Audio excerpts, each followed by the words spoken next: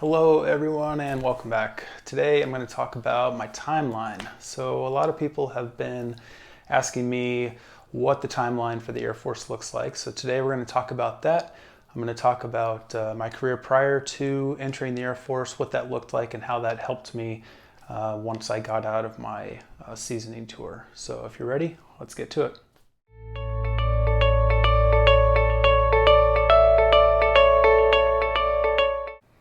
Okay, so timeline. Everybody wants to know what happens after I get hired. How long is it going to take me to go to officer school? How long is pilot training? What is a Prog Tour? What does that even mean? And then when can I expect to be out and a traditional reservist, possibly applying to the airlines? So today we're going to dive into each of those scenarios, situations. But first I want to talk about, this is all going to be my example and how things went for me in the 2012 all the way to present day. So things have changed in the pipeline since I went through. It seems to be going a little bit quicker than when I went through. And then with the COVID procedures kind of coming to an end, it looks like pilot training is picking up steam, adding more classes per month and more students per class. So for me, I was a CFII MEI ground instructor with about 700 hours before I applied to the military. So that's going to come into play later on. But all that did for me was once I got to my T6 phase, I was ahead of everybody up until about formation. So T6 starts off with your contact phase, which is just pattern work. Then you do your instrument check ride, and then you go to formation. Very few people have ever done formation before, including me. So I think that having prior time gives you the leg up until the formation phase. And then everybody's about on the same page, and then you're just competing from that point on. So the hours really didn't matter. It did help me not stress so much about kind of the beginning phases of pilot training. Just learning the new aircraft was all. It did provide me the opportunity to help teach some of my other classmates and learn to be a better leader and a good officer to my fellow classmates. So yeah, 700 hours, I applied. You already know my story. But what I'm going to do is I have a whiteboard that's got all the dates broken down. So we'll go to that and I'll explain each of the steps. Okay, so I apologize if it has any kind of glare on the whiteboard, but this is going to be my timeline. And we're going to start with swearing into the Air Force. We're going to go through my military career on this side. And then my commitment. So what is my commitment each month to Alaska Airlines? What's my commitment to the Air Force? How much flying time did I get while I was going through pilot training? And then what can you expect? So like I said, each of these things has changed since 2012 all the way through the present. So I'll try to highlight any of those changes that I know have come about in the last few years. So when I swore in, I got the job, and about 2 months later I swore in September of 2012. You swear in as an airman, and then prior to, this was called the Academy of Military Science at the time. It was the Guard Commissioning Source. It has since been rolled into Officer Training School with the reserves and the active duty. It is a 9-week course in Montgomery, Alabama. But at the time, I went to AMS, and you are promoted to E5 prior to going to officer school, and then upon graduation, you are a lieutenant. Following that, I came back to my home unit, and they didn't have anything for me until pilot training, which I went to Shepherd Air Force Base, which is called NJEP, Euro-NATO Joint Jet Pilot Training, if you're not familiar. So I went back to flight instructing during this time. The squadron did give me the opportunity to go to SEER, and I didn't know what that was, so I was like, sure, because I wanted a paycheck. Survival, Evasion, Resistance, Escape, that is in Fairchild, Washington. A couple-week course. So in between flight instructing, I did the August course, went back to flight instructing, and then shipped out to NJEP in October, November of 13. So it's a year-long course, and I graduated in December of 2014. And because I was F-15s, I did follow-on training for fighters, which is the IFF course, Introduction to Fighter Fundamentals. For me, that course was still at Shepherd. Some people did have to go to alternate bases, whether they didn't provide that course at the pilot training base that they were at, or they were full. So fortunate for me, I stayed, didn't have to move or anything. Completed IFF in February, and then moved to Klamath Falls for the F-15B course, which is, I believe, 8 months long. So the B course, heavy on the simulators to begin with, and then jumps right into the flight portion pretty quickly, a couple months in. So like I said, you guys all know my story. So I made it through about 5 months of the course, and then I washed out.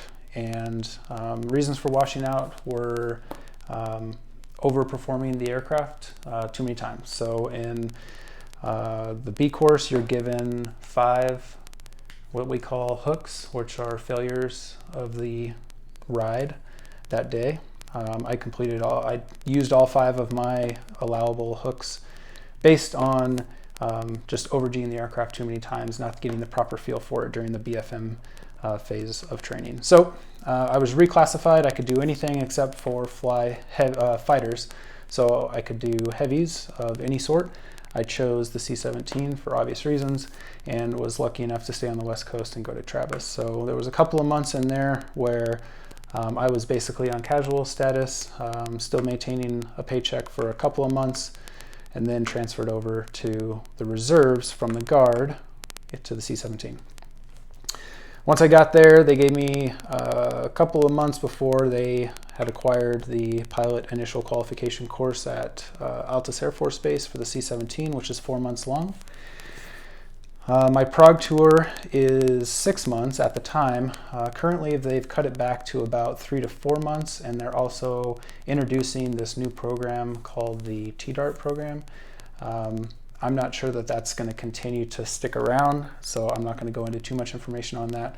But what you want to know is, for the heavy units, you're going to get about 3-4 months as of now of Prog Tour. And Prog Tour is just for you to go flying. You're not going to have any other additional duties. It's just a time for you to focus on learning the aircraft as much as possible before you go to a part-time status. So this is full-time pay, active duty orders. For the fighter units, it's going to be 2 years for your Prog Tour, because they want you to upgrade to 2-ship flight lead prior to becoming a traditional guardsman or traditional reservist. So for me, I was looking for a full-time job in the squadron, and for us, it's the Air Reserve Technician program. So I became an ART, which is the civilian equivalent of being an officer in the Air Force. So I was doing all the same duties. I was just paid as a civilian, but I also had my military duties in addition to that. So basically 2 jobs doing the same thing. But what that afforded me was the time to acquire more flying time so that I could apply to the major airlines.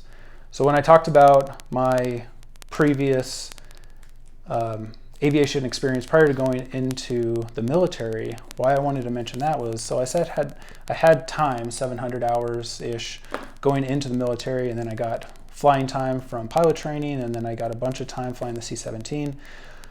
What that afforded me was the opportunity to skip the regionals altogether. So I went from being a CFI to doing a few years in the military, bypassing the regionals altogether, getting a way better paycheck as a lieutenant than as a first officer at a regional, getting paid $40 an hour, military experience, and then given the opportunity to apply directly to the major airlines.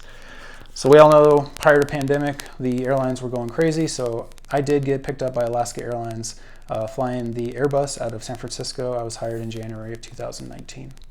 So that's kind of my timeline. Things have increased, like I said, a little bit. They are expediting everything from swearing in to PIQ. So they're trying to condense all of this so that they're not paying you to sit somewhere for any amount of time. They're trying to expedite those, get people back to the squadron, because the Air Force is behind on pilots. They're trying to get you out the door so that the next person can come in. So over here, just kind of want to talk about the time commitments. People want to know what it's like to be an airline pilot. And these are kind of generalities. I don't want to get into too specific because the scheduling can be crazy. So Alaska Airlines, if you have a line, you're going to fly roughly 14, 15, 16 days a month, depending on that line. And it's broken down into three-day trips, 4-day trips. You're going to do a couple of those, whatever the math equates to doing about 14 to 16 days per month. Obviously, with more seniority, you'll fly maybe a little bit less per month and then have better options of the time dates, whether you're going to fly weekends, you get those holidays off or not. So, but if you're sitting on reserve, what you'll do for about the first year right now, it's about 18 days a month of just sitting reserve and waiting to be called. However, right now they're calling everybody. Nobody's just sitting in a crash pad. Everybody's flying. So they're using reserve pilots very, very often right now. Commitment for the Air Force. The C-17 does have a lot of commitments, but it's nowhere near what the fighter aircraft need. So I do about 3 to 5 days per month, and that's the minimum in order to stay current and qualified. I can do more. And that doesn't include going on any missions or going downrange or anything. This is strictly ground currency, flying the locals and doing my simulators. Fighter aircraft, I believe, is going to be more around the 10-ish days per month because they do have a lot more requirements, and the flying is 1 hour at a time with all the briefs and debriefs. It just requires more days per month. So, and then flight time. So again, things are changing, right? They're using a lot of AI, the UPT Next. You've got the Civil Path to Wings program. Like, who knows how much of the actual flying in an aircraft that they're going to take away from you. But at the time, I had about 180, 200 hours of flight time in UPT with 180 plus an additional 20 for IFF. So yeah, I left there with about 200 hours in the T6, the T1, not the T1, the T-38. I flew fighters. And then you do basically 3 months of sims at C-17 PIQ, and then you do 3 flights and a check ride, which equates to only about 16 hours in the aircraft before they send you out the door with a signed Form 8, and you are a certified co-pilot in the C-17. So my Prog Tour, again, was 6 months long. I was able to roughly pick up about 200 hours or more in those 6 months. And I think that's pretty realistic now. People on Prog Tour, my squadron is really good about making sure that those people fly, because you do have such a limited amount of time before life gets in the way. You go part-time, you go back to a civilian job. Like, you really want to get the most flying that you can while you can. So fly your butt off while you're on your Prog Tour, whichever airframe you're in. And then we talked about the C-17 flying hours. There's a breakdown of the different types. So every local is 4 hours long. And that a local consists of local traffic pattern, aerial refueling, and then a low level, and then back to base for more traffic pattern stuff.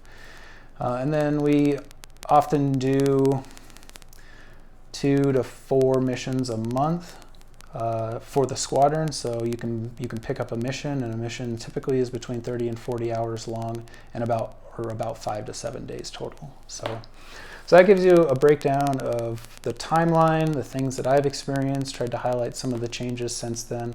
And then once you get out, so you've done all of this, let's say you don't do the full-time position, you do your Prog Tour, and then you become a TR, which is called a traditional reservist, which is also called the part-timer.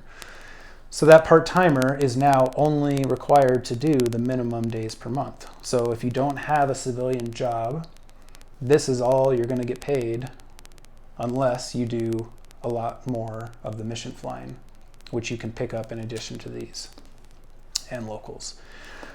So there is a way, people call them troffers. They basically just feed off anything that's available on the schedule. They have no bias. They'll fly anything to make a paycheck. So those people try to make a full-time paycheck just troughing it. But most other people do something on the outside or get a full-time job in the squadron if available. So things to think about. How do you transition from your Prog Tour to civilian life or traditional reservist. And then if you want to go to the airlines, what does the airline plus the Air Force look like? You're going to have about, it could be 20 days a month or more of work. So think about that when you are considering it, depending on your situation, your family dynamic, and obviously pay. All right, so I hope that helps, clarifies some of those questions that you guys had. Before you go, I wanted to show you this cool shirt I got. It's Moose Driver C-17 Globemaster. It's got the Air Force and Nike symbol on it. I'm going to provide a link down below. It's on Fanatics. Also, there's another C-17 t-shirt I've worn in some of my other videos. That's going to be available too. Check those out. Those are really cool. Thanks again. I hope that helps. And leave any comments, any questions you guys have, and I'll be sure to get to those as quickly as possible. Take care.